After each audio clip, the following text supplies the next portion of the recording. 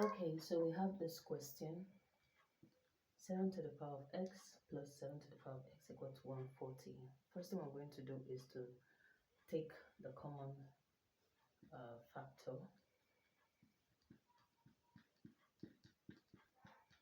We have this, and then we add what's in the bracket to give us 2. We divide both sides by 2. So we have 7 to the power of x. This gives us 70. Next thing we're going to do, we're going to split this by saying 7 times 10 is still the same thing. And then we're going to take log of both sides.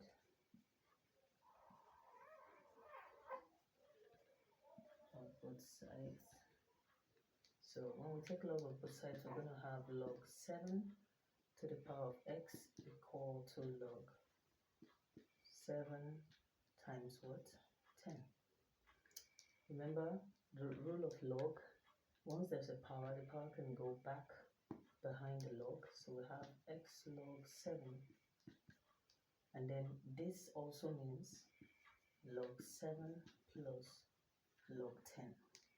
Next thing we're going to do is to divide both sides by log 7.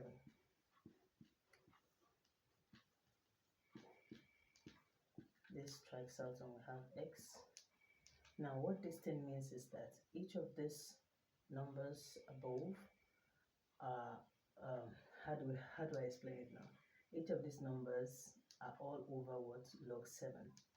This is what it means. Log 7 over log 7. Log 10 over log 7. And this gives us 1. And then this gives us log 10 to be 7 as our value for x. Now, this is the value for x, okay? We're going to check to see if this value for x satisfies this equation. So we're going to substitute the value for x in this equation.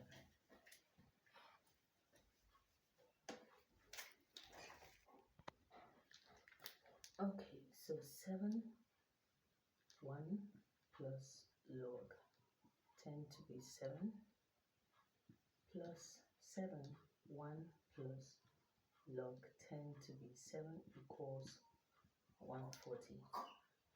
What this thing means, using the indices rule, is that 7 is to the power of 1 times 7 is to the power of log 10 to be 7 plus 7 is to the power of 1 times 7 is to the power of log 10 to be 7 equals 140.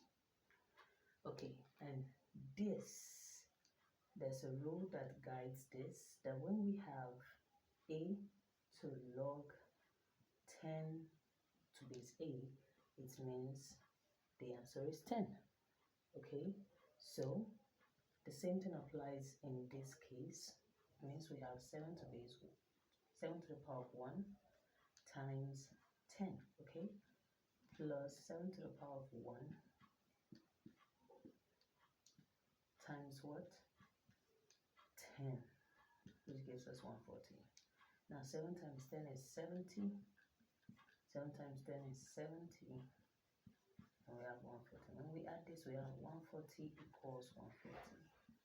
So finally, this satisfies this equation. Thanks for watching.